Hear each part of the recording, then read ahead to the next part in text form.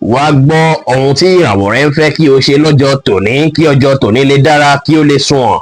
Mo kí Ọlọ́run Ọba, mo ṣèbà Olódùmarè, ìbà akọ́dá ayé, ìbà aṣẹ̀dá ọ̀run, mo ṣèbà Ọ̀rúnmìlà atórí ẹni tí ò sunwọ̀n ṣe, mojúbọ ọkùnrin, mojúbọ obìnrin, mo kí gbogbo ojú tó ń wò mí níbikíbi tí ẹ ti ń gbọ́ mi káàkiri àgbáńlá ayé. Èyí ni ìwádìí ojoojúmọ́ fún gbogbo ìràwọ̀ pátá àti ṣíṣe àti máṣe fún gbogbo ìràwọ̀ pátá ti tòní tí ń ṣe ọjọ́ Sunday March 4 ọdún 2025 tá wà nú ẹ̀ yìí. Ẹ̀yin tẹ̀ ń wò mí pátá ẹ dákun ẹ dábọ̀ ẹ bá ń share fídíò yìí kó kárí ilé kó kárí oko kó lè jẹ́ ìwúlò àti àǹfààní fún ọ̀pọ̀lọpọ̀ ènìyàn. Kí ẹ sì má gbàgbé láti follow, kí ẹ sì subscribe kẹ́ lè pẹ̀ láwọn tá máa jàǹfààní onírúurú fídíò tá à ń fi léde lójoojúmọ́ fún ìdàgbàsókè ìjọba ènìyàn.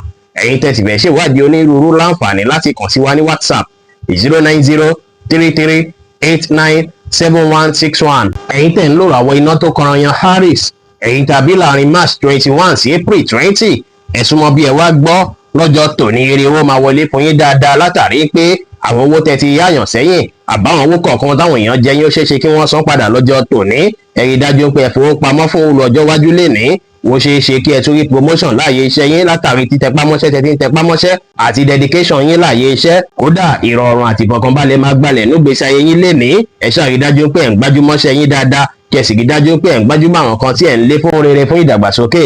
Ẹ ṣọ́jú àánú ṣe lọ́jọ́ tòní, gbogbo àánú kọ́ lèèyàn ṣe. Ẹ má ṣàṣejù lórí okòwò, ẹ má ṣe ohun tó lágbára jù ẹ̀mí lọ, kí ẹ sì má ṣe nǹkan kan out of pity rárá lénìí kò dára. Lénìí kẹ́ ṣàwọn nǹkan tá mú kí inú yín dùn káyọ̀ yín kún. Ẹ tẹpámọ́ṣẹ́ kẹ́ jẹ́ kára yín yá gágá. Ẹ wá gbọ́dọ̀ wọ aṣọ silver rárá lọ́jọ́ tòní látàrí pé silver jẹ́ kọ́lọ̀ tí kò dára rárá fún yín láti wọ̀ láṣọ lónìí. Aago 10 láàárọ̀ sí aago 11 láàárọ̀ ní àkókò èyí tó dára jù fún yín láti fi ṣe ohun tó ṣe kókó tó ṣe pàtàkì jù nínú ìgbésí ayé yín ní ọjọ́ tòní. Ẹ̀yin tẹ̀ ń lò ràwọ̀ èrùpẹ̀ alámọ̀ Taurus, ẹ súnmọ́ bí kí ẹ wá gbọ́. Ẹ̀yin tàbí láàrin April 21 sí May 20 látijọ́ mẹ́ta lẹ ti ní ọ̀pọ̀lọpọ̀ nǹkan tó ń jà ràn lọ́kàn yín lọ́tùn lósì tó dàbí ọ̀rọ̀ ilé tàbí ọ̀rọ̀ iṣẹ́. Lénìí kẹ́ rí dájú pé ẹ clear mind yín pátápátá, ẹ gbájúmọ́ àwọn nǹkan tó ṣe kókó fún yín láti gbájúmọ́, ẹ list àwọn nǹkan tó ṣe é pé ẹ nílò láti ṣe ní kọ́mọ́ kókó báyìí, kẹ́ gbé síwájú yín, kẹ́ bẹ̀rẹ̀ sí iṣẹ́ rẹ lórí. Kẹ́ sì rí dájú pé ẹ ní ìrètí gbogbo nǹkan ti dára, kí ẹ ní ìgbàgbọ́ ní kíkún nínú ara yín, kí ẹ free mind yín, kí ẹ wà positive, kí ẹ sì má ṣe ohun tó lágbára jù ẹ̀mí yín lọ.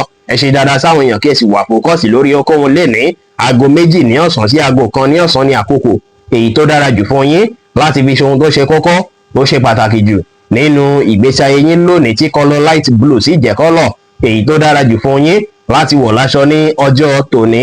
Ẹ̀yin tẹ̀ ń lò ràwọ̀ afẹ́fẹ́ aláwàdà Gemini, ẹ̀yin tàbí láàrin May 21 sí June 21, ọjọ́ tòní jọjọ́ tó dára púpọ̀ láti wà ní ilé, láti ṣàwọn kan tó yẹ fún yín láti mójútó nínú ilé gangan. Ìyẹn máa tún bí kí ìrọ̀rùn àti ìfọ̀kànbalẹ̀ wà fún yín. Kódà ẹ máa mọ rírì mọ̀lẹ́bí dáadáa lọ́jọ́ tòní. Ẹ sì máa mọ rírì bí ó ṣe dára tó kéèyàn create àkókò family láàyè ọ̀tọ̀ lọ́jọ́ tòní. Kẹ́ rí dájú pé ẹ jáde ńlé ẹ wulẹ̀ wà pẹ̀lú mọ̀lẹ́bí yín, kí ẹ fún gbogbo mọ̀lẹ́bí yín lọ́jọ́ tòní.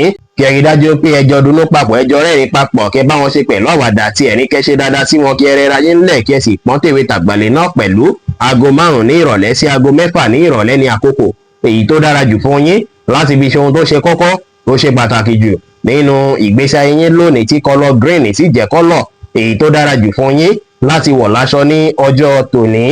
Ẹ̀yin tẹ̀ ń lò ràwọ̀ omi agbára Cancer, ẹ̀yin tàbí láàrin June 22 sí July 22, ọjọ́ tòní dára púpọ̀ fún yín láti fi bẹ̀rẹ̀ business èyíkéyìí tàbí project èyíkéyìí. Gbogbo nǹkan kí nǹkan tẹ bá ṣe lénìí á rí bí ẹ ṣe ń fẹ́ ajá sí rere látàrí pé ọ̀pọ̀ nǹkan gan ló wà níkápá yín lọ́jọ́ tòní. Lọ́jọ́ tòní ẹ lè ṣalábàápàdé àwọn ọ̀rẹ́ yín, kí ẹ lọ bá wọn fún ìrànlọ́wọ́, wọ́n á ràn yín lọ́wọ́ dáadáa lọ́jọ́ tòní débi pé yín gan máa dunnú. Ẹ ṣe dáadáa sáwọn èèyàn lénìí, ẹ múra dáadáa lénìí, kí ẹ dùn rí lójú, ẹ bá àwọn èèyàn ṣe pẹ̀lú ìfẹ́, kí ẹ sì wá ìrọ̀rùn láwùjọ yín pẹ̀lú. Yẹ́lò jẹ́ kọ́lọ̀ tó dára jù fún yín láti wọ̀ láṣọ lónìí. Aago 4 ní ìrọ̀lẹ́ sí aago 5 ní ìrọ̀lẹ́ ní àkókò èyí tó dára jù fún yín láti fi ṣe ohun tó ṣe kókó tó ṣe pàtàkì jù nínú ìgbésí ayé yín ní ọjọ́ tòní. Ẹ̀yin tẹ̀ ń lò ràwọ̀ iná tó gbóná riri Leo, ẹ̀yin tàbí láàrin July 23 sí August 22, iṣu ìkéyìí tó bá ti ń jẹyọ nínú ìgbésí ayé yín láti jọ́ mẹ́ta, bóyá láàyè iṣẹ́ ni tàbí nínú ilé, gbogbo ẹ máa níyànjú ní kíákíá ju bẹ́ẹ̀ ṣe lérò gan lọ. Lọ́jọ́ tòní àwọn mọ̀lẹ́bí àti ọ̀rẹ́ máa support yín dáadáa. Láàyè iṣẹ́ ó ṣeéṣe kí iṣẹ́ fẹ́ pọ̀ díẹ̀, kẹ́ fẹ́ stress ara yín díẹ̀, ṣùgbọ́n o kí ẹ rí dájú pé ẹ ṣiṣẹ́ díẹ̀, kẹ́ sinmi díẹ̀, kí ẹ relax, kí ẹ rẹra yín lẹ̀, kí ẹ ṣe nǹkan yín létòlétò, kẹ́ ṣe dáadáa sáwọn èèyàn, kí ẹ sì rí dájú pé ẹ fọgbọ́n àtòyé tọ́lọ́ fún yín ṣe ohunkóhun lénìí. Deep blue jẹ́ kọ́lọ̀ tó dára jù fún yín láti wọ̀ láṣọ lónìí. Aago 10 àárọ̀ kù ìṣẹ́jú 15 sí aago 11 kù ìṣẹ́jú 15 láàárọ̀ ní àkókò èyí tó dára jù fún yín láti fi ṣe ohun tó ṣe kókó tó ṣe pàtàkì jù nínú ìgbésí ayé yín ní ọjọ́ tòní. Ẹ̀yin tẹ̀ ń lò ràwọ̀ erùpẹ̀ funfun Virgo, ẹ̀yin tàbí láàrin August 23 sí September 23, ẹ gbáradì láti rí dájú pé àwọn nǹkan tí ó ṣe é pé ti sọnù látijọ́ mẹ́ta tó ṣe é pé ó ṣe kókó fún yín ó ṣeé ṣe kí ẹ rí wọn lọ́jọ́ tòní. Tí ẹ bá wá rí irúfẹ́ ẹ̀kọ́ bẹ́ẹ̀ lọ́jọ́ tòní tí ẹ wá láwàárí, kí ẹ rí dájú pé ẹ dúpẹ́ lọ́wọ́ Ọlọ́run ọba tó jẹ́ kí ẹ tún rí léni kẹ́ tẹpá mọ́ṣẹ́ kẹ́ ṣe dáadáa sáwọn èèyàn, kí ẹ ní ìrẹ̀lẹ̀, kí ẹ wà determine, ẹ pọ́n tèwe tàgbà lé, kí ó sì dára kẹ́ jókòó sílé láì ṣe ohunkóhun léni rárá. Ó dára kí ẹ jáde lọ láti lọ wá bí nǹkan ṣe fẹ́ da. Pínkì jẹ́ kọ́lọ̀ tó dára jù fún yín láti wọ̀ láṣọ lónìí. Aago 9 láàárọ̀ sí aago 11 láàárọ̀ ní àkókò èyí tó dára jù fún yín láti fi ṣe ohun tó ṣe kókó tó ṣe pàtàkì jù nínú ìgbésí ayé yín ní ọjọ́ tòní. Ẹ̀yin tẹ̀ ń lò ràwọ̀ afẹ́fẹ́ márìmí pé Libra, ẹ̀yin tàbí láàrin September 24 sí October 23 lénìí ẹ máa fẹ́ gbára lára yín, inú yín sì máa dùn pé ìgbésẹ̀ tẹ́ gbé ìgbésẹ̀ tó dára ni. Àwọn nǹkan tẹ́ fẹ́ gbé ní ìgbésẹ̀ pátá á jẹ́ tó ṣe pé àwọn èèyàn máa appreciate púpọ̀ tí wọ́n sì máa value rẹ̀ dáadáa. Ẹ ní ìgbàgbọ́ nínú ohun tó ń sọ sí yín lọ́kàn, ẹ wà bóòdù pẹ̀lú àwọn ìgbésẹ̀ kígbésẹ̀ tàbí ìpinnu kípinnu tí ẹ bá pinnu látàrí pa ràn yín lọ́wọ́. Á ràn yín lọ́wọ́ láti rí dájú pé àwọn kan tí ẹ̀ ń lé ó tó yín lọ́wọ́. Ẹ ní ìrètí pé gbogbo nǹkan máa dára, ẹ ní ìgbàgbọ́ ní kíkún nínú ara yín, ẹ jẹ́ kára yín yá gágá, ẹ má wá finú tọ̀yàn rárá lẹ́ni, ẹ má gbára léyàn rárá lẹ́ni, kò dára. Grey jẹ́ kọ́lọ̀ tó dára jù fún yín láti wọ̀ láṣọ lónìí. Aago 10 láàárọ̀ sí aago 11 kọjá 30 ìṣẹ́jú láàárọ̀ ní àkókò èyí tó dára jù fún yín láti fi ṣe ohun tó ṣe kókó tó ṣe pàtàkì jù nínú ìgbésí ayé yín ní ọjọ́ tòní.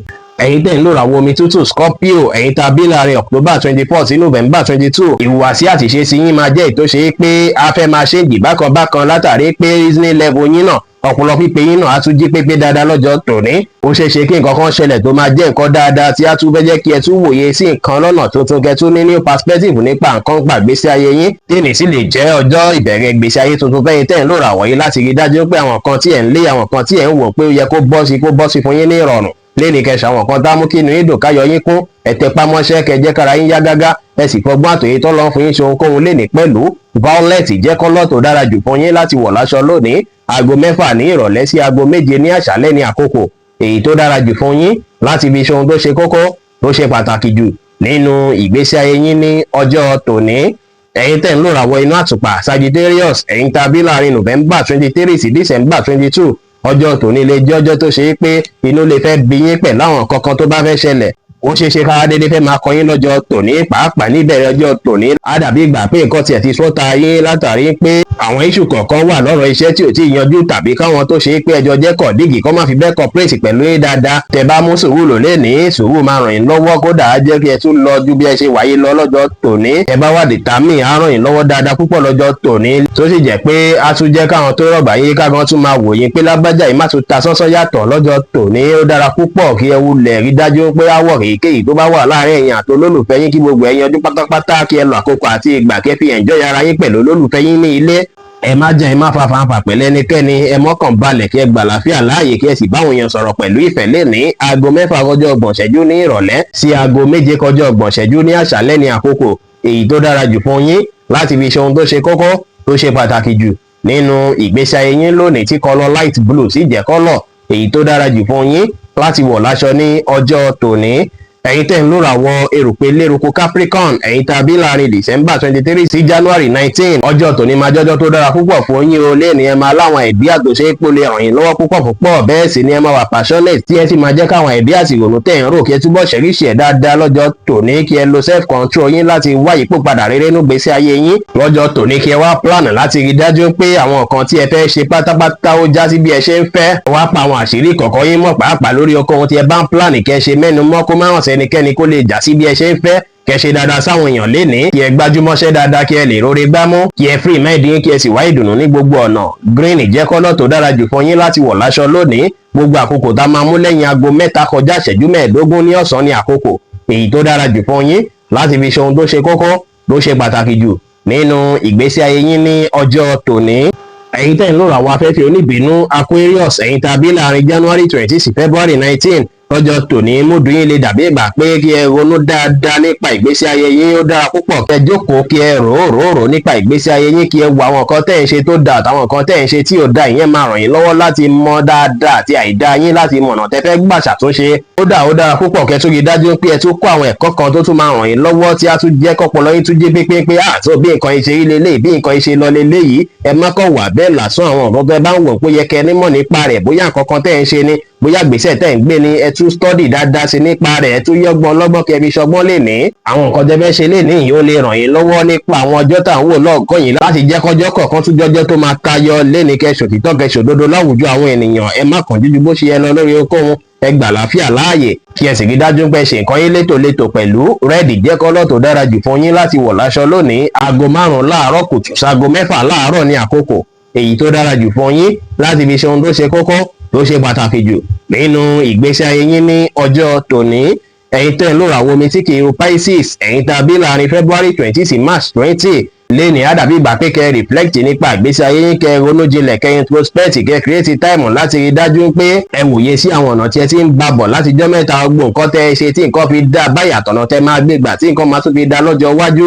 Èyí máa ràn yín lọ́wọ́ láti rí dájú pé ẹ ṣì wà lórí ìlà àti gbogbo nǹkan tẹ́ ń plan fún ìgbésí ayé yín bó ṣe máa dára. Lẹ́ni kẹ́ máa rò pé bóyá òòjọ́ náà ni gbogbo nǹkan tẹ́ ẹ fẹ́ máa bọ́ sí o. Ẹ wulẹ̀ ṣiṣẹ́ lórí àwọn nǹkan tẹ́ ẹ fẹ́ ní díẹ̀ kó sì máa bọ́ sí ní jẹ̀lẹ̀ńkẹ́. Ẹ má dá sọ́rọ̀ tí wọ́n pè iṣẹ́ àbẹ́yì tí ó kàn yín. Ẹ rẹra yín lẹ̀ kẹ́ ṣe dáadáa sáwọn èèyàn, kẹ́ ti rí dájú pé ẹ pa àwọn àṣírí kọ̀ọ̀kan yín mọ́. aago 5 ní ìrọ̀lẹ́ sí aago 6 ní ìrọ̀lẹ́ ní àkókò èyí tó dára jù fún yín láti fi ṣe ohun tó ṣe kókó tó ṣe pàtàkì jù nínú ìgbésí ayé yín lónìí, tí kọ́lọ̀ purple sì jẹ́ kọ́lọ̀ èyí tó dára jù fún yín láti wọ̀ láṣọ ní ọjọ́ tòní. Bí ó ṣe jẹ́ nìyẹn fún gbogbo irúfẹ́ ìràwọ̀ 12 tó wà pátá. Ẹ̀yin tẹ́ ń wò mí pátá, ẹ má gbàgbé pé Ọlọ́run bo Olódùmarè nìkan lọ́ba tó ní ìmọ̀ jùlọ. Fẹ́yìn dẹ́bẹ́ ṣèwádìí onírúurú, ẹ láǹfààní láti kàn sí wa ní WhatsApp 09033897161. Ire gbogbo ajẹ́ tiwa lónìí, lọ́sẹ̀ yìí, lóṣù yìí àti ní gbogbo ọjọ́ ayé wa láṣẹ Ìdùmarè. Ire o.